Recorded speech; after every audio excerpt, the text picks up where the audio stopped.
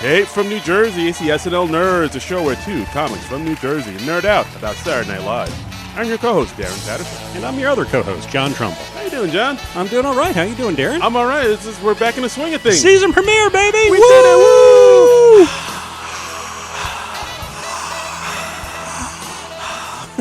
Let's just breathe into the mic for 40 minutes. Yeah, that'll be the episode. Just hot breath on the mic. Yeah. Yes, masquerading as applause. Yes. There's a niche for it. I'm sure there's got to be something somewhere. Yep. But yeah, we're back in the swing of things, back in the reviewing episodes. This feels weird. It's like we're like back at school type of thing. I know. I said before we were on mic, I got very used to our summer format. Yeah. And it's weird just like, oh, yeah, I remember this. Yeah. I remember, like, watching the show late Saturday night and taking notes and then rewatching some episodes Sunday morning before I come over.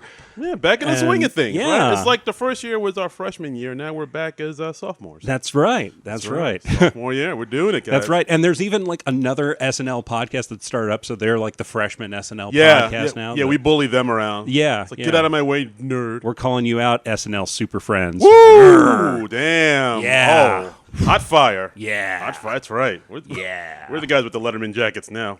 That's right. Just strutting down the hallway like stuffing people into lockers. Yeah, like a real Zach Morris. Yeah. Or Flash from Spider-Man. One of the Sure. both. And any high school bully, really. Yeah, anybody. The guy from The Karate Kid, that other blonde guy. You know, any of them. Yeah. William Zabka. Who? Guy from The Karate Kid. Oh, I was about to say Gesundheit. Yeah. But yes, okay. All right. But anyway, we're here to talk about the We're not here to season- talk about bullies. We're here Well, we are, but I mean, Yeah. we're also here to talk about the SNL season 45 premiere. Yes. From September 28th, 2019, Woody Harrelson hosting, Billie Eilish musical guesting. Yeah, I know. First episode of the season, expectations high. Yep. Expectations met. Yeah, and you know, I mean, it's a good time for SNL to come back. It was kind of a slow news week, let's face it. Yeah, and I don't think anything happened. Really, Not much of anything happened. No, pretty. I can't. I mean, I'm trying to think of the big news stories of the week, and nothing. Just tumbleweeds. Spider-Man's back in the MCU. That's good. You know, so. There you go. go. That's cool. That's great. That's cool. Let's see. What else happened? President got impeached. What? When did it? Yeah. What? Yeah. What? Well, I mean, there's impeachment inquiry. So. You know, I think I did hear something about that. There was something like buried about that on page 29. Yeah, it's like page 6 or something. Yeah. Oh, you know what? Yeah. Yes. Okay. Yeah. I do remember that.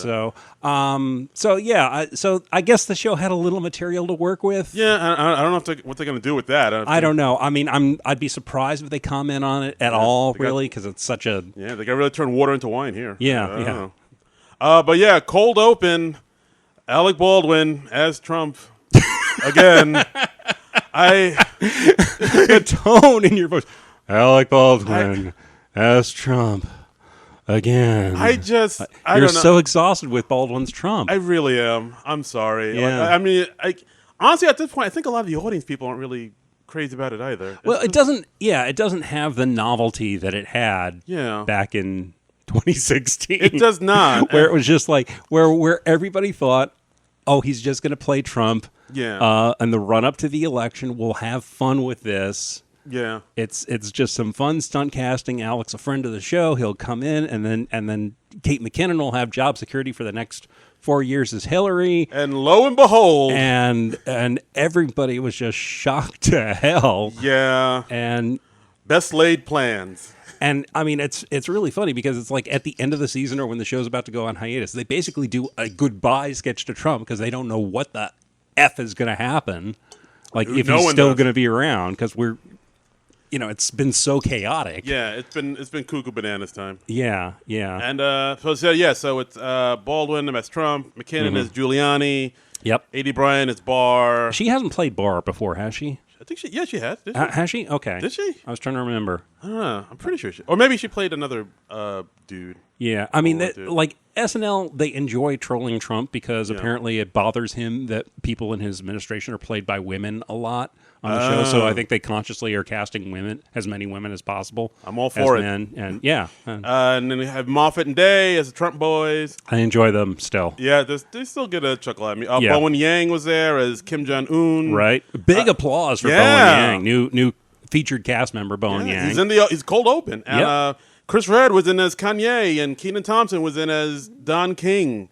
And basically it's just Trump calling all these people about impeachment and being worried about it. He's in a panic. Yeah. He's in a fervor, or whatever you call it. A furor? A furor, yeah. Oh. Yes. Oh, yeah. Oh, double meaning there. Yeah. That was not intentional. But, was it not? Wow, I thought you did intentionally. If the jackboot fits. Zig Heil. Yeah. And, so he's all worried and flustered about the impeachment, and then somebody mentions, and also, who else is it? Cecily as Janine Pirro. Yeah. He coaxes his ego, saying, who's the guy that makes all the women's eyes pop out and go, auga? It's you, sir. You got, you dumps like a truck. What? Yeah, I was like, you're making a Cisco reference in 2019? Yeah, all right. But then Republicans, they are hip and they are in touch with the young people. They are with it. Yeah. And then they say, there's one person you can call to make this all go away. So then Trump calls Liev Schreiber. Yeah. And then Liev Schreiber says, Mr. President, I'm not Ray Donovan. Right. And then that's pretty much it. I don't know. This cold open I was not wild about it. It was just kind of like a roll call of all the various cast of characters. I thought it was fine. It wasn't. It's kind of lazy. It wasn't the most creative thing they could have done. I don't know if I would go as far as to call it lazy, but it was very expected. Yeah, I guess. And that's another thing too. Like Alec Baldwin always says, "Oh, I know, I don't want to play Trump anymore. I don't want to do this anymore." Yeah, and then he just goes ahead and does it. So, what are you doing?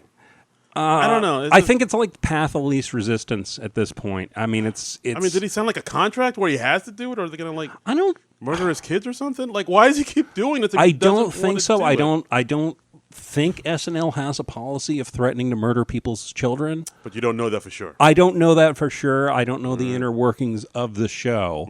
I have no insider knowledge. I'm just guessing that maybe as a matter of course, they don't threaten to murder kids. You got to read that fine print. But yeah, I mean, who knows? I understand those first-year contracts are very legally binding. Yeah. So yeah, maybe Lauren gets the firstborn. I don't know. Yeah, who knows? Yes, that's how we stay so young. Oh Jesus! This is going down the dark way. I apologize, people.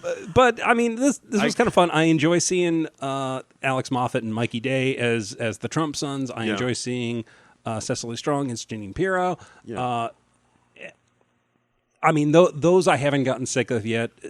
Baldwin's Trump, I'm kind of tired of it, but I don't know. I mean, how much longer is he going to be around? So who knows? I guess I don't know. I just wasn't crazy about this cold one. I was like, I mean, I thought it was kind of weak. Yeah, I feel like at this point, Baldwin's in it till the end, till the bitter end. I guess so. And it's like the easiest thing to do. Yeah, I guess. So but I don't know. Whatever. So then we have the openings, and we have our new cast members have their open. And they added a 45 to the opening. Did you notice that? Yes, I did notice that. Saturday Night Live 45. I'm sure that was just to show their support of President Trump in this trying time. Of course. Because he needs our support now. Right, more than ever. right. And, they were just like, hey, Donald, this is all in fun. Yeah. You were looking off into the corner of the studio. Oh, no, I see like that? I think there's like a spider in the ceiling. There is. There is a spider crawling along the ceiling, or a bug of some kind. That's fine. It just caught my eye. I'm sorry. Yeah. Okay. Now I'm really spooked. Thank you. No, sorry. I didn't freak you out. Sorry. I was just like, what? Whoa. Okay. I'm listening. Yeah. I was just talking. I see your eyes like just going upward. No, I'm listening, man. Yeah. Frank, feel free to cut all this out if you want. Yeah. But the 45, and like we have our new cast members, Chloe Fineman and Bowen Yang, they got added to the opening, and we have Heidi Gardner and Chris Redd in the main cast. Because they've been bumped up to regular cast members. Yeah, well deserved. I think. I thought they were. Yeah, congratulations to both of them. Yeah. I agree. Well deserved. Yeah, the first year was pretty, especially for Heidi. I thought that was really strong for her. She really strong. Like she hit that ground first year running. And she got a lot of opportunities that a lot of first-year cast members don't typically get, I think. So, and she made the most of it. Yeah, absolutely. So, So then the opening monologue, Woody Harrelson comes out in a tuxedo. In a tux. He's talking about how he's a fashionista now. Right. Because he was just on the cover of Esquire, I think it was. Oh, yeah. I didn't quite get this premise that I was like, weird. Okay, is this Woody Harrelson's a fashionista? Is that a thing? Yeah, it was a weird monologue because he talked about being a fashionista and how he's all about fashion now. But then he kind of segued into how, there's still problems with the world. Yeah. Like, the climate change and the water's undrinkable. Yeah. But I'm a fashionista now, so I really don't care about that anymore. And I was like, what? Yeah. And he takes off the tux at one point. He's got some silk PJs underneath. Yeah, he has silk pajamas underneath it. And then they kind of segue into this part where it's like about kind of him being like more, I guess, being PC or like PC culture type of. It was. Yeah, it was odd. He was talking about. He was talking about immigrants at some point, and he's saying these inadvertently offensive things. But then he apologized for it immediately. Right. And at one point he said, like, oh, I can say that because I'm Asian, Caucasian. Right. Yeah, because he said something about Asians, kind of coming over. But it's like, oh, no, I know how that might sound. I apologize for that. But, like my wife is Asian, my kids are Asian, and I'm Asian, Caucasian. Yeah. Just kind of like a dad joke. Yeah. It was weird. He said all this while wearing silk pajamas. Yeah. It was a weird, like, left turn, the whole thing. It was odd. It was odd, yeah. It was like the whole monologue was written by two different people with two different ideas, and they just mashed them together. It felt like they just didn't really know what to have him say. Yeah. It's like his fourth time hosting, and it was just like, okay, well, what do we do with Woody Harrelson? Oh, he's been on the cover of this magazine. I guess we'll say he's a fashionista now. Yeah, and also I thought maybe that whole PC, offending people, because he said at one point he said, "Oh, I don't pussyfoot around." Right. And then I apologize that I might have offended people who actually have pussy 4 feet. Right. Like I was wondering, was this whole thing like their way of sort of talking about, but not really talking about the whole Shane Gillis thing? Maybe it might have been a veiled commentary on that, but it wasn't. Whatever it wasn't clear. Yeah. And it was weird because the show didn't really comment on the Shane Gillis thing at all. No, not at all. Besides that, and I was frankly kind of expecting that to be Yeah. addressed in some fashion, but they really just ignored it. But yeah, Kind of surprising. Yeah, this monologue, I didn't totally hate it, but I was like, I wasn't crazy about it. I was like, I don't know what you guys. Yeah. I don't know what you guys are doing here. Yeah. So the show got off to like kind of a weak start, I think. Yeah. Rocky start. Opening sketch, we had the impeachment town hall, Yes. which was basically a spoof of the Democratic debates that we've been having over the summer. Right. With 10 candidates here, we had. You want me to just run them down? Go for it. Okay, we had Beto O'Rourke, who is played by Alex Moffat, who's they say he's the guy who tragically misread our enthusiasm for him. Then we had Bowen Yang as Andrew Yang, who's like, I'm giving away free money and I'm still in 6th place. We had Cory Booker, played by Chris Redd. Where they just said, would you like to leave now to beat traffic? He's like, yes, I would. Yes, thank you very much. And then finally we had Pete Buttigieg Jost. As Colin Jost. Your favorite. Yeah, a warm body to put in the sketch. And then finally we had Marianne Williamson, played by new cast member Chloe Fineman, who said she was appearing live via astral projection. Yeah. Which that was cute, and Chloe did a nice job with that. Yeah, I like her. Yeah, this was the most we saw of her throughout the night, I think. Yeah, but, she was at a pre-tape, but as far as sketch goes, this was like her big moment. This was it. And then they quickly shunted all those guys off to the side, and they said, and now let's get to the real candidates. And then they went to the Democratic frontrunners. So we had Kate McKinnon as Elizabeth Warren. Right. I enjoy her Elizabeth Warren. Yeah, it kind of sounds like her voice, like Will Ferrell doing his Harry Carey impression, but not with the not a slurry. Yeah. Hey, yeah. I'm Elizabeth Warren. All right. Elizabeth Warren seems very much in Kate's wheelhouse, so I look forward to seeing her develop that more over the next year. Yeah, I'm fun, guys. I'm like a brisk walk. Yeah. Then we had, as Bernie Sanders, Larry David returning to the show. Hey, Larry D. It says, I'm excited to be back and ruin things a second time. Honestly, at this point, I think I just want Bernie Sanders to stay in the race so we can keep getting Larry David as Bernie Sanders on SNL. I'm fine with that. I think that's good. Yeah. I enjoyed him. Let's see. And then we had Joe Biden, who was Woody Harrelson in some fake teeth. Yeah, big old fake teeth. Because apparently, I guess Joe Biden got his teeth whitened, which I can't say I've noticed, but I have not noticed that. The show is harping on that. All right. He said, "I see you, I hear you, I sniff you, I hug you from behind." So creepy Uncle Joe. Yeah, I know. I thought they get Sudeikis, but Harrelson does a good Biden too. It was okay. It wasn't on a par with Sudeikis as Biden, but you got to give something for the host to do. I hear you. Yeah, and then, I hear you. I see you. I see yes.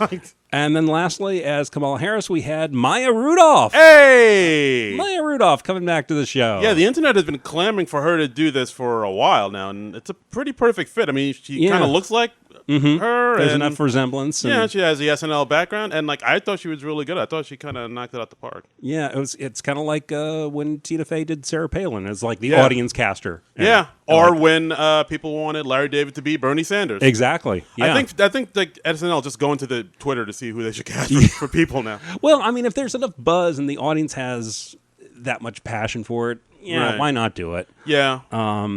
And she talks about how she was a fun aunt, a funt. Right. She's a smooth talking lady lawyer. Yeah, yeah. And then she cut to the camera. Right. Yeah, I thought she was great. See, when I saw the sketch, I liked the sketch, and I was like, why wasn't this the cold open? Because this was way better. It was definitely a stronger sketch. Like this would have been a way better way to start the show. Why was I don't know. I think just because the impeachment thing is such a huge story, I think they had to hit on Trump in the cold open somehow. Yeah, but I mean, they didn't seem to have much to say about it though. That's the thing. No, they didn't, but they did it, so so it's done. So it is a thing that they did. It is done. All right, but yeah, I mean, this sketch I liked a lot better. I saw this one line that Biden had where he said, I'm like plastic straws. I've been around forever. I've always worked. But now you're mad at me? Yeah, that was a great line. That was a great line. I enjoyed that. He got an applause break for that. And that was it. It worked for both Biden and plastic straws. I think that that sums it up nicely for both of those things. Absolutely. Yeah, and Maya as Kamala Harris, she had a recurring thing where she was like promoting like strong lady lawyer shows on USA or Corn Pop or TNT or no, USA. Yeah. And that was a cute bit. You know, it's interesting to see like some of the ringers in there that SNL recruits. Right. I'm now thinking, judging by what happened in 2016, that now like one of these stunt cast people is going to be our next president. Like that once again the show is going to be caught unawares, and it's going to be like Bernie or Kamala or Woody Harrelson as Joe Biden. So it's going to be one of those three. We shall see, I guess. And then SNL will just be forced to bring those people back week after week after week. Like 2020 comes around, it's like, yeah, Larry, can we have a word with you? Yeah. Can you come in every Friday or something? Because would we be lucky enough to have like the character played by Kate McKinnon win? Probably not.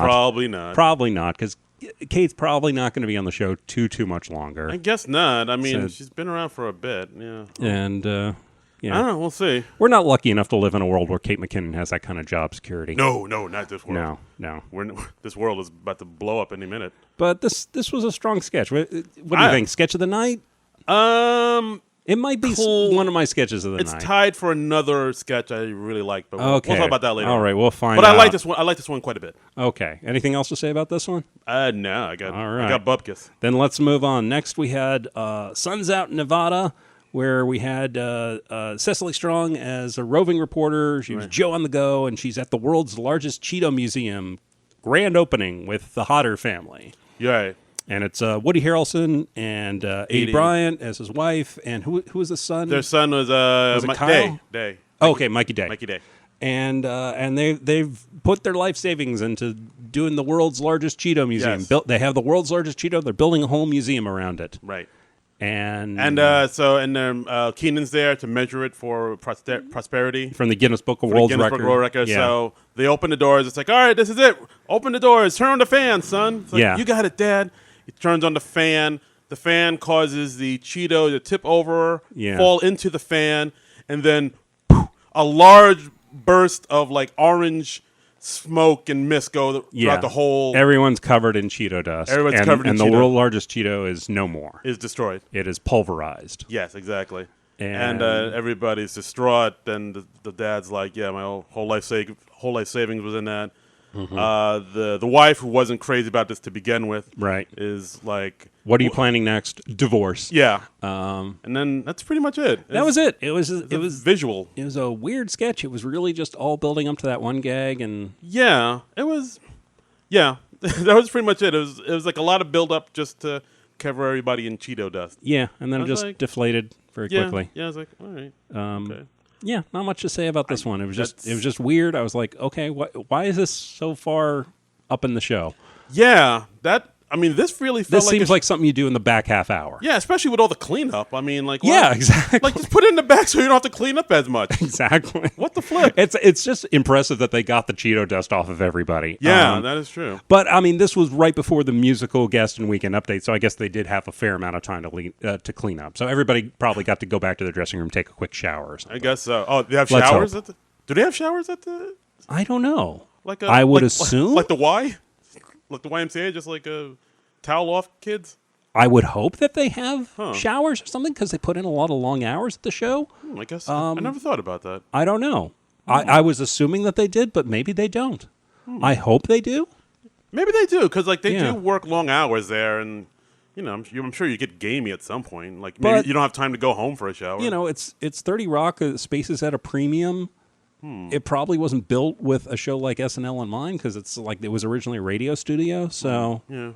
Maybe not. I'm sure Lauren has a shower. He's definitely got it. He's got an executive washroom. He's got a hot tub. He's got a hot tub. He's got people fanning him and peeling him grapes. Yes.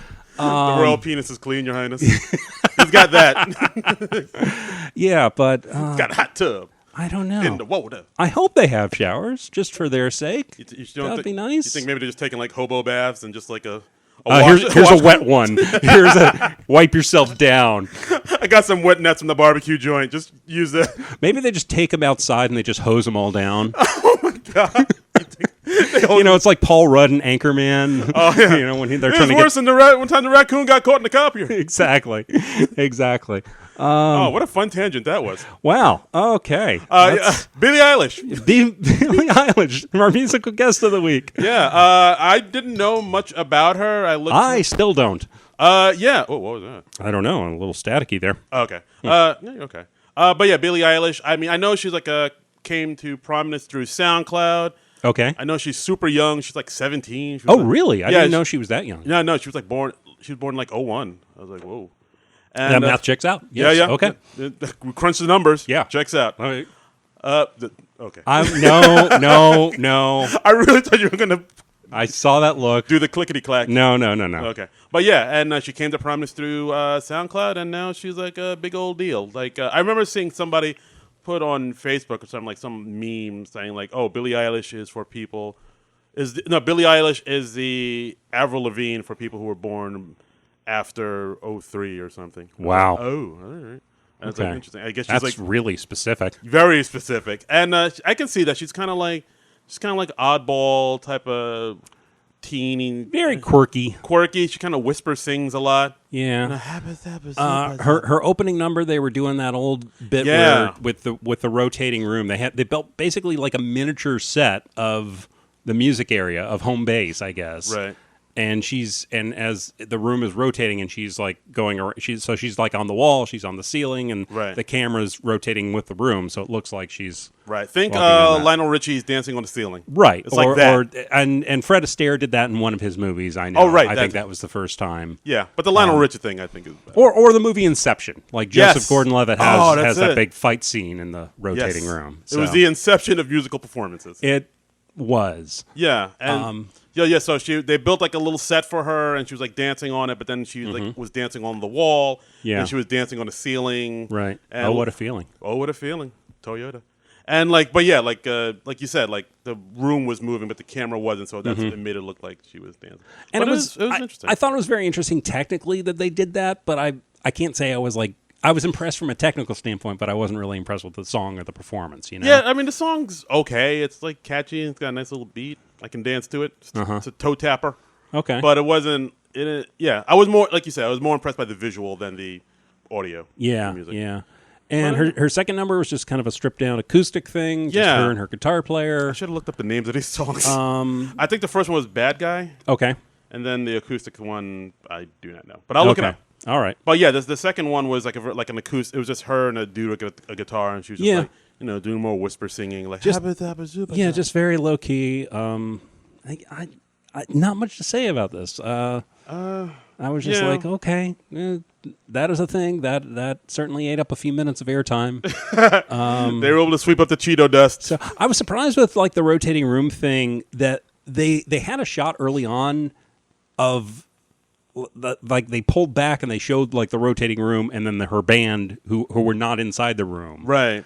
And I was like, why would you expose the illusion like that right away? I mean, I guess they just wanted to show the band or maybe show off how they were doing it, but yeah, that kind of takes away from the magic. I see what you mean. Yeah, they did that so early too. It just surprised me. Yeah, no, I agree. Once I saw it, like, oh, that's how they're doing it. And then once I saw how they were doing it, I kind of didn't want to see the rest of the performance anymore because it seemed like that's all they were. They didn't have like anything else. Yeah. And I was just like, that seems like something you do at the end. Like there's a bit that when Penn and Teller appeared on the show in the 80s, they did a whole magic set, and then at the very end, they show that they'd been suspended upside down for the entire I remember that thing. Oh, I love that. Look this up. Like Google Penn and Teller SNL, and you can find this. It's an amazing thing, and I don't. Hopefully, I've not ruined it by giving away the last gag, but. You ruined this Penn and Teller thing from like 20 years ago. Yeah. 30. 30. Oh, yeah. Yeah. All right. But I mean, it's amazing because they're great magicians. Yeah. Besides, but that was something. But Penn and Teller legit. All right. So the two songs she sang, the first one was called "Bad Guy." Okay. The second one was called "I Love You," and I don't know. I thought it was okay. All right. Nothing too crazy. Nothing too crazy. And then next up, Weekend Update. Weekend Update. Jostin Che. Jostin Che. Yeah. Wow, we were like harmonizing. I know, that was beautiful. That was like Boys to Men. Wow. We're going to form a boy band after this. Oh, yeah. We're going to find like 3 other guys and fantastic. Just go dancing around. Or maybe we need like 5 other guys because like BTS has like 7 guys, right? Yeah, but then we got to choreograph. I'm more like the more crooning NSYNC, Backstreet Boys. Like we all dress in white and we sing to. We're wearing the gold chains. Yeah, some of us have sunglasses. One of us has a cane for some reason. Yeah, like we're on the beach or in a forest singing to a girl, or on a city street at night when it's just like been sprayed down to make it look like it just rained. Yeah, and we're all harmonizing. Like, girl, come back to me. Hey, girl, I love you. I love it.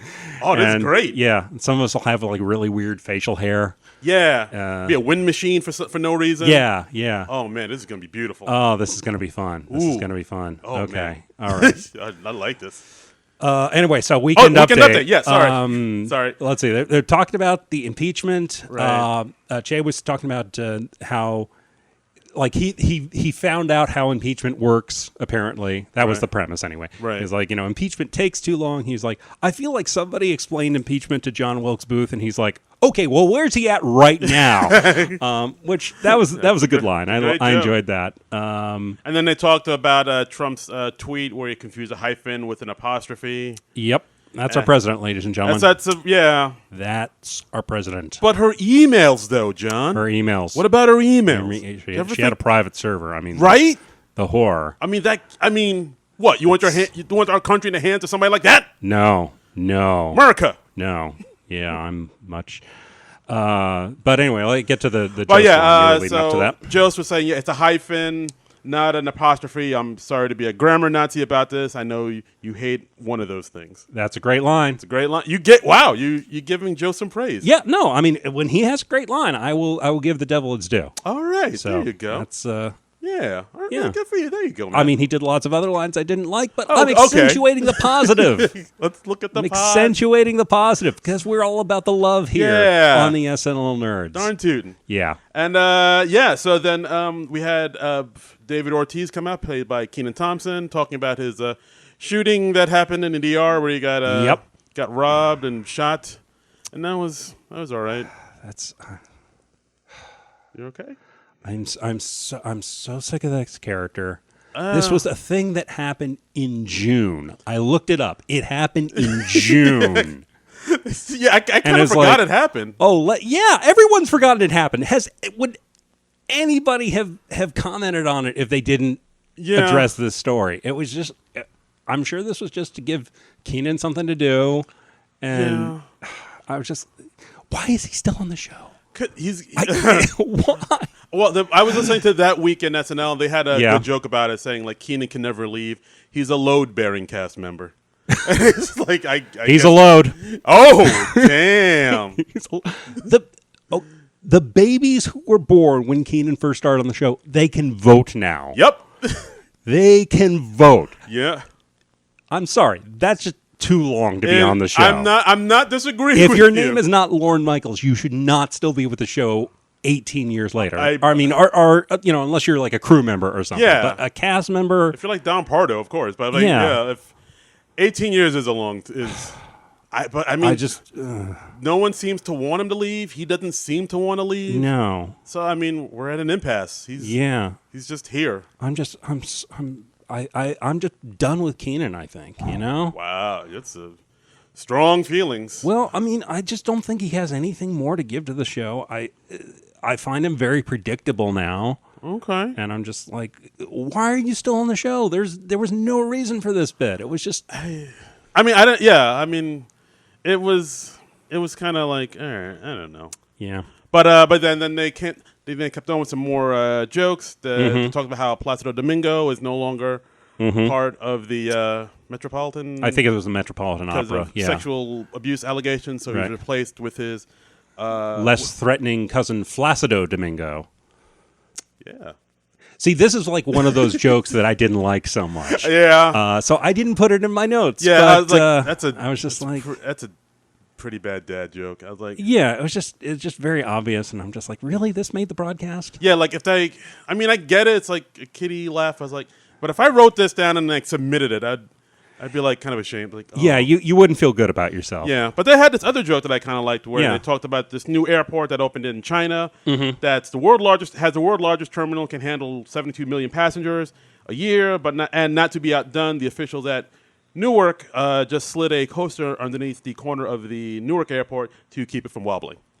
That's a pretty good joke. There you go. See, ebbs and flows. I appreciated that just partly because the Newark airport is my go-to airport. That's the airport I fly in and out of when I'm going to and from Jersey. Yes, when you're jet setting. My big jet set lifestyle where I fly to visit my mother for Christmas once a year. Yeah, there you go. That's it. As opposed to visiting her for Christmas multiple times a year, which I tried that. It seemed like a waste of money. Oh, boy. Shout out to Miss Trumbull. I don't know. I love you, Mom. Shout out to Mama Trumbull. Yeah. Did the Weekend Update seem short to you? It seemed very short. Like, I was surprised. It's like when they said, the Weekend Update, I'm Jost, goodbye. I was like, what? That's it? Yeah. Because usually they have like two correspondent type people come in or something. They have something, and I feel like there must have been something in the dress that got cut, and it was just very short, and they didn't. Yeah, I guess so. They didn't fill it. I did enjoy another thing that Che did, where he was talking about new white supremacist symbols that were added to some dictionary or database. Oh, yeah. Because apparently, the OK sign is now a white supremacist symbol. Yeah. So I like doing the OK sign, too. It's ruined for everyone now. God damn it. And, sorry, hit my mic. Wow, you're so angry. And, yeah. You're passionate. I was making so many white supremacist symbols, I just got carried away. Yeah. And the moon with sunglasses is a white supremacist symbol now? That's a new one on me. So now we've ruined all those old McDonald's commercials with the singing moon. God damn. I can't go on YouTube and look that up anymore. I'm going to be put on a list. Yeah. Mac the Knight, I can't have that to do that. And then Che said there was a third white supremacist symbol, and then he just cuts to a photo of Colin Jost giving a thumbs up, which savage. Yeah, savage. Jost like, hey, what the hell, man? I just enjoy when Jost trolls when Che trolls Jost, or Jost trolls Che, but Che is much better at it. Yeah, he is. Yeah, but yeah, I mean, and that's the Weekend Up. It's pretty short. It was very short. Next, high school football locker room sketch. Yeah, we had Woody Harrelson as the coach. As the coach. He's coming in, or as the coach. As the coach. As East the or coach. West. He's the coach. He's coming in to give him the pep talk at halftime. Right. And they're losing badly, and then the team's name was the Corgi Dogs, which I enjoyed. Oh yeah, fighting corgis. That was a cute touch. Yeah. And then Heidi Gardner comes in as his new wife Trinity, and she just says, "Is your thing okay?" Because it seemed in bad shape last night. It made that sound. Yeah, and I liked how she came in. It's like, oh, I'm sorry, I got lost. I was looking for like that robot that gives me candy. It's like, oh, the vending machine. Yeah. The way she describes things is there funny. were some nice, bizarre touches. She comes in like 3 times. She's like getting lost. She's very, very dumb. Yeah. I mean, you can see this is like Heidi just doing a new character. Right. Pretty much. Because like you think it's going to be about Woody Harrelson, this coach giving his team like this inspiring speech, and it's not that at all. They built the whole locker room set. They put everybody in the football uniforms for no reason. This sketch could have been anywhere. Really could have been anywhere. And the whole sketch is just about Woody Harrelson's broken penis, his broken dong, and PP no work. And she talks about it made that weird sound like that character Mickey Duck. And then they finally work out she's talking about Donald Duck. So because I said, not Space Jam Duck, but Mickey Duck. Right. The one with the fat ass? Yeah. Oh, you mean Donald Duck? Yeah. It's like, yeah, that's it. Yeah, and so we work out that his penis was making a sound like which not a good sound for your penis to make. I'd go to the doctor immediately. She says, I'm the one who had to push that vein back in. Yeah, and then everybody was like, whoa! Yeah, and at one point Keenan's character just goes, that's it, I'm out. And he walks out, which I enjoyed. He leaves after, I think Trinity says, oh yeah, then you said to call my grandma because she knows what to do. Right. And then Keenan's like, all right, why did you say to call her grandma? And the coach is like, well, she's known my body the longest. Right. And then Keenan's like, all right, I'm leaving. Right. But yeah, the sketch was, it was just basically a showcase for Heidi to show. Yeah, it was. I enjoyed it because it went in the unexpected direction. It was a very odd sketch. But it was cute. Yeah. It didn't go on too long. Yeah, odd but cute. Yeah. Next up, Inside the Beltway. Inside the Beltway, another sketch talking about the presidential impeachment. Yeah, this one was interesting. This was a talk show hosted by A.D. Bryant, and we had the panelists. We have Cecily, we have Woody, and we have Keenan as the panelists. And they're talking about how bad is this impeachment for Trump? I mean, the tide has finally turned. It's gotta. And then Keenan just goes, "Ain't nothing gonna happen." Right. Ain't nothing gonna happen. And and then they all say, no, this is it. This is the smoking gun. It's gonna happen. And he says, no, ain't nothing gonna happen. Right. And then they say, well, this isn't what like last time when the Mueller report came out. Let's go back to that. Let's go back 5 months ago. And then they cut back, and then everyone's in different outfits. Yeah. And they watch Nancy Pelosi talking about what an outrage that was. Right. And then they had their opening graphics. Right. And then they all talk about how the Mueller report is this thing that's going to sink them. And, of course, Keenan, the only black panelist, says, ain't nothing going to happen. Right. He's just resigned to it. Yeah. And then they go back to the present day. The present day, and then they have to go back to what they were wearing then. Right. It seems like they made the sketch a little too complicated. And then it felt like they kind of built the sketch around the catchphrase of just Keenan going, nothing gonna happen. Ain't nothing gonna happen, ain't nothing gonna happen. And then they're like, oh well, hey, remember what happened in 2016? And then they cut back and they show a clip of all the horrible things that Trump did and said in 2016. All the greatest hits. I like the people who weren't captured. Right, grab them by the P word. And, Mexican rapist. He played all the hits. All the golden hits. Yeah.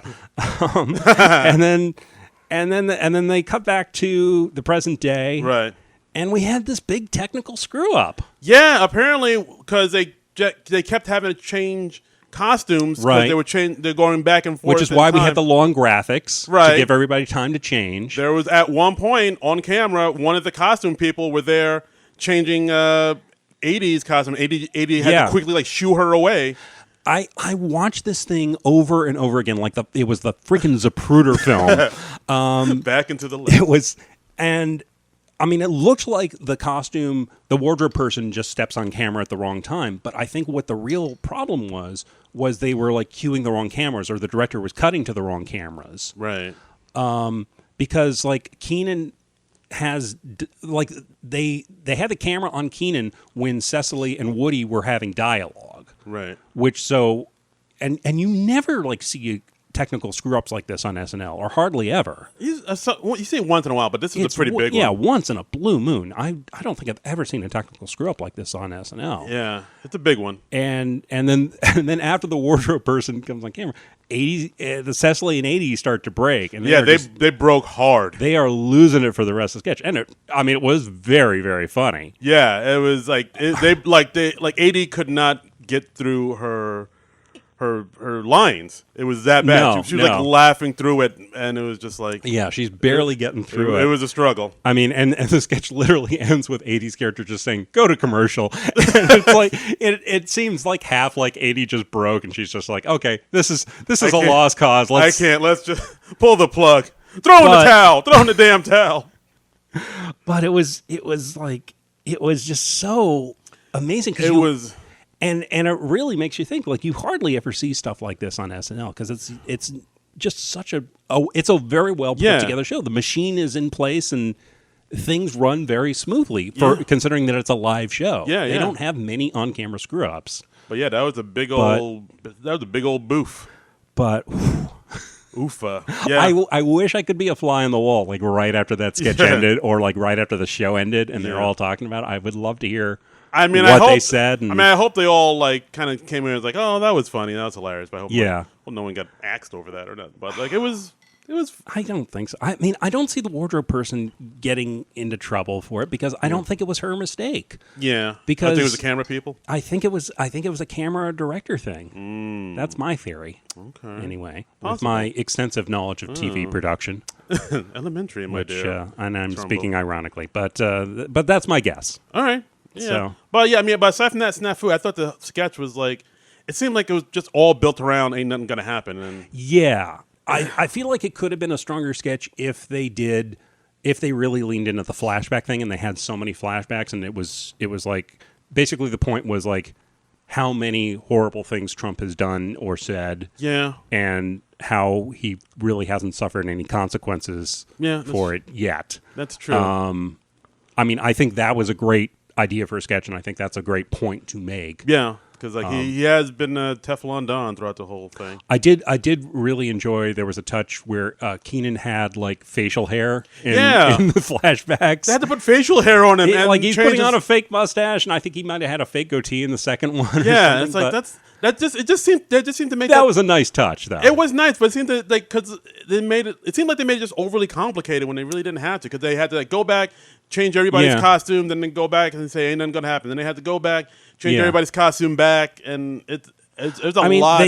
They easily could have done those as film segments. Yeah, like some pre-tapes. But I think it is more fun and more challenging to do it live. So I don't blame them for trying it. Yeah. I'm just surprised it didn't really go off without a hitch. It's just it was oof. And I looked on the YouTube channel. That's the version that they put up. I was thinking like, I was thinking there was a good chance that they would maybe put up the dress rehearsal version, because they sometimes do that if the live show has a real big screw up in it or it doesn't go as well. But no, it showed it warts and all. Yeah, sometimes they replace them in reruns. But I was really glad they put this version up, because it's very endearing when you see the cast members break. Yeah, it's cute. I like it. And it was like sincerely that they were breaking. Yeah, it was very sincere. Like once 80 lost it, the whole you could just tell the whole sketch was like, all right. I think Cicely was kind of losing it a bit, and that kind of set 80 off. And 80 unfortunately had the lion's share of dialogue for the rest of the sketch. Yeah, and they were just like, all right, let's just call it. But it was kind of like that. It was, all right, let's just call it. We gave it a valiant effort. Yeah. Time of death. Time of death. 11:45. Yeah. Next up, we have our first pre-tape. Pre-tape of the season. Of the episode of the season. Downton Abbey. Yes. It's like basically a commercial for the Downton Abbey movie coming out. And I think it's out. It is out. Yeah. Some friends of mine have seen it. And they talk about, the king and the queen are coming, and they, when is it? A year and a half, and they say it's mostly about cleaning, and then they cut to reviews. Right. One of the reviews were by A.O. Scott saying, "Were the stakes on this show always this low?" Yeah, I guess so. I guess so. And as somebody who's watched a couple episodes of Downton Abbey, I was like, yeah, it's pretty much like a low stakes type of show. Yeah, I've never watched Downton Abbey. I understand it's kind of about, I think, class differences and stuff. Yeah, I mean, it's basically about this very aristocratic family that it's very well to do, and it kind of looks at their their lives, but then it also looks at the lives of the butlers and maids and cooks and everybody that works below them. And it takes place in what era? In like the 1910s, 1920s? I believe so. I think it's 1920. Because Cecily had like this sort of 1920s Bob thing going on. I think it started at a certain era, but then as the show goes on, it moves forward. Like I think at one point it goes into like the Roaring 20s. Yeah, Roaring. Yeah, it was the Roaring 20s. All right, yeah. But yes, I think it started off like earlier than that, and then it goes into the 20s and so on and so forth. Okay, but yeah, it's very kind of prim and proper in English, right? And then the twist at the end was it's really an ad for the Joker. It's not perfect, but at least stuff happens. Yeah, I thought it was cute. It was cute. Yeah, we see Chloe Fineman again and had a bit of a part. Bowen Yang again has a little bit role in it. Yeah. One of the reviews was, "I love this film by all moms." Yes, it's a very mom like show. It was. I mean, it was a cute bit. Didn't go on too long. Yeah. I enjoyed it. It wasn't bad. And next pre-tape, Dad. This is the Kyle Mooney joint. Kyle Mooney joint. There's Kyle Mooney all over it. Yeah, it's just so Kyle Mooney. It was pure uncut Mooney. He's a kid who got an F at school on his math test, and his dad, Woody Harrelson, he's a computer businessman, and he's always on his big Zach Morris cell phone. Right. And he's too busy for his son. He's the negligent father. And then it segs into this music video, which is very DJ Jazzy Jeff Fresh Prince style. Very 90s, like hip hop. Like, hey, Dad, what? I don't know. I mean, I guess I'm on a record not being the biggest fan of Kyle Mooney. And I find him very hit and miss. Yeah, and I thought this, I was like, I don't know about this was a miss, I thought. Yeah. It was no clothes have holes, but it wasn't that great. I thought we agreed never to speak about that again. Yeah, I'm sorry. I didn't mean to open that old wound. Triggered. Triggered, Trumbull. But triggered. God, I miss Lonely Island. I really do. This feels like something like The Lonely Island would have done way better. It just feels like... And maybe that's not a fair comparison, but I mean, I can't help but make it. Because like The Lonely Island leaned in on 90s tropes a lot too. And it seems like... it seems like Kyle Mooney, his thing is he leans in on awkwardness a lot. He likes awkwardness, and he likes bad television or outdated television, and he's very quirky. I did like that. Like Woody Harrelson's dad character, he gets a music video, and then he gets a call in the music video, and he wanders off in the middle. I mean, I thought that was all right. That was cute. Yeah. But I don't know. He just... I didn't hate it, but I also didn't love it. It was just kind of there. Yeah, it was just like, oh, all right. Like, he leans in on the awkwardness way more than he should. And he leaned way in on, like, the 90s nostalgia. It was like, remember this? Remember big phones? Remember how big they were? Yeah. They were really big. I mean, they did a nice job duplicating that sort of look. But but, like, I felt like it didn't really have jokes in it. It just it didn't have much bite to it. It's like... I mean, I know there are Kyle Mooney fans that love what he does. I'm just not. Yeah. I don't know. Yeah. You know, we give Kyle his 5 minutes a week, and he does his thing. And sometimes it works, and a lot of times it doesn't quite seem to. Yep. And this is one of those times. Yeah. So lastly, we had Pick Your Own Apple Farm. Yes. And this is one of my. This is the sketch I was talking about that I really liked. Okay. Chickham's Apple Farm is basically a commercial for a apple picking farm in upstate New York, located in part of upstate New York that still has Confederate flags. Yeah, great line. As somebody who's driven through like upstate New York and I've seen a flag or two up there. Oh my! There are like if you go to some parts of upstate New York and like Pennsylvania, maybe even Jersey, I guess, but like you might see a Confederate flag depending on where you go. Okay, it's disheartening. Yeah, it's odd. Yeah, I can see how that would be disturbing. I was like, you guys aren't in the South. You guys know that, right? Yeah. You're like an hour outside of Buffalo. And it's like, it's 2019. Really? You're hanging on to this? Really? It's hate, not heritage. It's... Oh, wait. The other way around. Heritage, no, you got it right the first time. Gotcha. Okay, you got it right the first time. I fucked up the line, and then... No, you didn't. You corrected the line, my friend. But yeah, this had A.D. Bryant and Kate McKinnon as two sisters who run an apple picking farm, and for only $45, you can bring home $10 worth of apples. Right, and Bo and Yang was like, "I did it. I had fun, I guess." Yeah, I stepped in a gopher hole and broke my foot, but my girlfriend had fun. Yeah, and it's just a lot of quick lines here. And we cut to Woody. He's like the drifter who came with the place. Yes, he's a troubled man who came with the land. Yeah. Then they pay him in dentistry. Yeah, it's like what our apples lack in flavor, they make up for on the ground.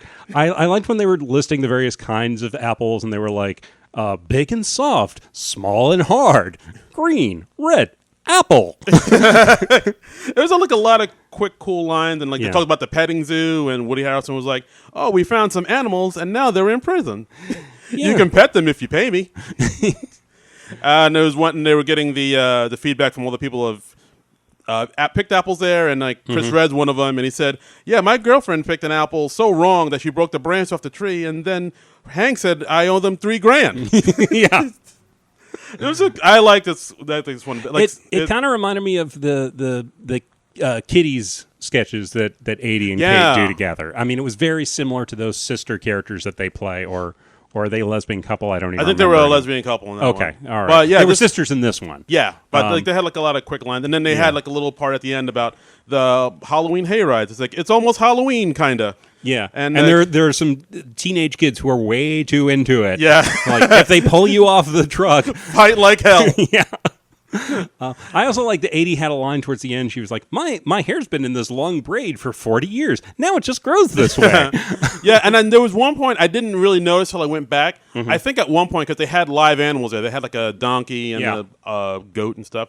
I think at one point the donkey actually like brayed and made a noise. Like something like that. That I didn't notice. I think if you listen real close, you can hear it. And I think because of that, like Kate almost broke a little bit. I noticed them breaking a little bit, and I was like, okay, that can't be residual laughter from the inside the Beltway thing, because that was like 2 things ago. Remember that time where the costume person came on? That was funny. But I think because of that donkey braying, that made her laugh a little bit. Oh, okay. Oh, that makes sense. Makes sense. I didn't rewatch this one, so I didn't see. Back into the left. But back into the left. But and that's the sketch. I really like this one. This was the sketch I think may have been the sketch of the night. Okay. Like this one and the Democratic Town Hall. I think I would probably go with the Democratic Town Hall one personally, but fair enough. But this was fine. It was a nice one to end the night on, and then we had the good nights. Woody's wearing a T-shirt of Greta Thunberg. Yes. Gives her a shout out. And it was there was a very cute moment. We saw Chloe hugging Bo and Yang. Yeah, they were just so giddy because they'd just done their first show. That was just great to see. That warmed my heart. It's like, aw, that was so sweet. SNL making dreams come true. Yeah, and I noticed Alex Moffat at the end. Alex Moffat has a mullet now. It looks like. I don't think he was wearing a wig. If that was his real hair, his hair is getting dangerously close to a mullet. Alex Mullet. Yeah. Is this what we have now? Yeah, he might be Alex Mullet now. Oh, wow. All right. He looked kind of like Woody Harrelson did in like the early 90s on Cheers. You remember when Woody had this sort of faux mullet thing? The power mullet. Yeah. It was glorious. It was, It was something to see. I mean, do you think Alex Moffat has been influenced by Joey Mohawk in any way? I don't know. I didn't see Joey Mohawk in this episode. I was very disappointed. I was really hoping to get a glimpse of Joey Mohawk, our friend. I know. We don't know him, but I feel like he is our friend. He's our spirit animal. I feel like he walks in my heart. He's with me always. I live to see a glimpse of him during those little interstitial things where they're setting up for the next sketch, but no such luck. Single tear. Single tear. I'm like the Indian at the side of the road. Yeah. Native American. Oh, please. Sorry. It's heritage, not hate. Sorry. I say that because I'm Asian. Oh, okay. Caucasian. Hey-o. Waka waka. But what did you think of the season premiere overall? Overall, it was all right. Wasn't great. Yeah. I thought overall, I didn't think it was all that great. I thought it was a little weak for a season premiere. I won't argue with that. You know, I thought it was okay. I liked it, but I don't like it enough to say it was great. Yeah, I thought it was okay. It was a little shade. That cold open that left a bad taste in my mouth. Yeah, I mean, I'd probably give it like a C. That's fair. If I had to give it a grade. Yeah, that's fair. Yeah. Yeah, I mean, aside from I'll give it a C. Okay. All right, so I put the word out on the Twitter sphere saying we were recording the episode today. Okay. And we got some feedback. All right. Let's hear what they have to say. Ruby the Rube says, "Do you guys think that the quick change goof in the Inside the Beltway sketch was intentional? People were saying it also happened at dress rehearsal, and the sketch was kind of dying with the audience before it happened." I was like, oh wow! And then That Week in SNL tweeted that'd be absolutely shameful if they actually tried to reproduce that gaffe for the live show. I'll give them the benefit of the doubt that they just couldn't get the timing right. Then Ruby the Rube says, but you'd think after making that mistake once, they'd be super careful not to do it again. But who knows? And then John V at Green Darmonk says, then why not just cut the sketch? Sketches get cut at dress. Then Ruby the Rube says, wow, this is There's a long conversation here. This is heating up. Then Ruby the Rube says they really want to get that impeachment coverage in, I guess. Then Sean at Meme Essential says, not enough impeachment jokes this week. There needs to be more. Then Ruby the Rube says maybe this episode should just have been one 90-minute CNN parody. Okay. Wow. All right. So that was quite a journey there. Yeah, this got away from me. That was, but it's funny you bring up Ruby the Rube because Ruby the Rube also posted this week a little video of a thing between us and another SNL podcast, That Week in SNL. Yeah. And they cut together a little compare and contrast between our two shows. And I thought it's a quick thing, so I thought I would just play it, if that's cool by you. Please do. So I've got it here, so hang on just a minute. Yeah, I mean, I honestly try not to hate on stuff that much. I mean, just because it doesn't go anywhere. Yeah, you know? we try to put out positivity and love out in the world, baby. Yeah. Spread love. It's the Brooklyn way. This fucking show sucks so fucking hard. Whatever, fuck! I mean, it's like I hated the Californians as a sketch, but it's not really interesting or entertaining to hear me talk about how much I hated the Californians every damn week. Oh my god, they're doing the 40th Californian sketch! I don't get it. I don't get the Californians sketch. I laughed once when I saw it the first time. From then on out, dead air. From me and the audience. It doesn't even seem like the audience is into it. Well, exactly. We're not Twitter. We're not here for anger. We're here for love. Yeah, just to be angry, ranting about it all the time. I mean, what are you, a Fox News pundit? Come on. No. I swear to God, I can't deal with him every other week. Like, I hate doing this. I don't want to do it anymore. And then the next week he walks out on Studio 8H's stage and fucking farts through another Trump sketch. That was funny. We got a kick out of that. So thank you very much to Ruby for cutting that together. Yeah, thanks, Ruby. And as far as like them doing that intentionally, I don't think it was intentional. That whole her running out. Because that'd be kind of lame. I really just think they didn't get the timing. No, they were sincerely breaking. There's no way they were doing that. I don't. Like, I'm not going to say that's never happened where somebody intentionally tanks a sketch, but this was definitely not a case of it. Yeah, I don't think that happened. Just to tank a sketch just so it would be funnier because they know they'd break. I don't know. That's not the SNL I know and love. But then That Week in SNL tweeted out to say, "Oh, how excited were you to see Baldwin's triumphant return as Trump? Obviously, it was a clear highlight for me, and it's great to see that the writing staff has clearly upped their game for these cold opens. So funny." And of course, a lot of irony in that. He's being sarcastic because if you know the people at That Week in SNL, they truly as you heard in the clip that we just played. Yes, of course, they are not fans of Alec Baldwin as Trump. Yeah, they got sick of him a while back. Yeah, so of course he was being jokey. Then Nikki at Nick Schwartz said, "Very lackluster episode, except for Maya Rudolph, to be honest."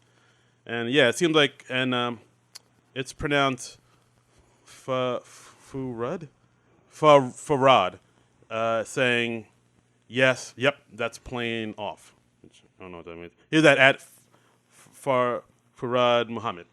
Okay. There we go. So yeah, it seems like a lot of people weren't wild about this episode. But I don't know. We'll see what happens. It's just the first episode of the new season. We got nowhere to go but up, baby. I mean, hopefully they'll ramp up a little bit in the coming weeks. Next week we've got Phoebe Waller-Bridge as the host and Taylor Swift as the musical guest. Mm-hmm. So, Phoebe Waller-Bridge from Fleabag just won some Emmys. Yeah, Emmy winner, and she also wrote on Killing Eve. I've seen Killing Eve. I have not seen Fleabag, so I don't know what to expect from her. But yeah, me neither. I'm gonna be coming to her pretty much cold. Yeah, right. And Taylor Swift, if you don't, I mean, she's nice. I know who Taylor Swift is. There you go. So, you're in with the in crowd, baby. That's right. Yeah, I am hip to the music of today. I know what the kids like today. They like the Taylor Swifts. Yeah, and then the swish swish, and that little and they dab. They do the dabs. Okay. They do. All right. Don't look at me like that. Okay. Okay. All right. Anyway, so I think that's pretty much it for this week. Yeah. It's good to be back. Yay! Even though we didn't go anywhere, the show went somewhere, but it's good to be back in the saddle and the swing of things. Back and stuff. in the high life again. That's right. We're doing the Steve Winwood.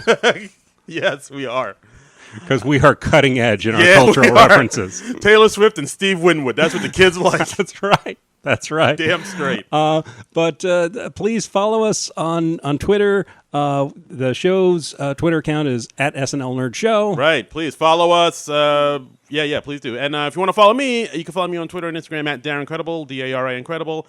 Got some shows coming up. I'll be at Sunday, October 6th. I'll be in QED in Astoria, Queens, on the Origin Story show at 7 o'clock. Come through.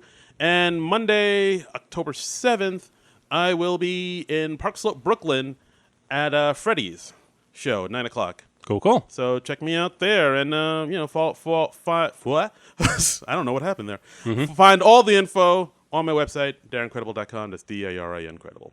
And you can find me on Twitter at Trumbull Comic. This next weekend, I'm going to be out at the New York Comic Con. Yeah. So I'm looking forward to that. If you're out there and you see him, if you see Trumbull, say hey. I don't have a table or anything. I'm just going to be floating around, buzzing to and fro and making the rounds. Stuff. Hobnobbing. And we'll, just try to see some cool people. I was lucky enough to get a press pass, so I'm looking forward to that. Yeah, we're pretty big high rollers. We get, That's right. That's right. Kind of a big deal. Kind of a big deal. Got a lot of leather-bound books. Yeah. It smells of rich mahogany. Yes. I'm sorry. Yes. And you can also just follow us on Non-Productive.com. Check out the other shows on the Non-Productive Network. Yes. And lots of other fun stuff there. You can find something fun to listen to. Yeah, donate to the Patreon. Give us a review. It's been a while since we've gotten reviews, people. Haven't had a review since July. We're jonesed for reviews. If you want to just rate us and review us, we would really appreciate that. We will read it on the air. Yeah, what the flip? Give us some. We haven't gotten a review since David Ortiz got shot in the DR or whatever. That's right. That's yeah. Come on, step it up, people. But so we will see you next week. We might be dropping a little late next week because we're not going to be recording till Monday morning. Partly because I'm off at the con. But he's out jet setting. Yeah, I'm jet setting like I do. Yeah, through Newark Airport. My big jet set lifestyle. That's right. And my silk pajamas. I'm a fashionista now. Ooh, nice. But until then, nerds out. This has been a non-productive media presentation. Executive producer, Frank Hablawi. This program and many others like it on the Non-Productive Network is distributed under a Creative Commons Attribution Non-Commercial No Derivatives license. Please share it, but ask before trying to change it or sell it. For more information, visit non-productive.com.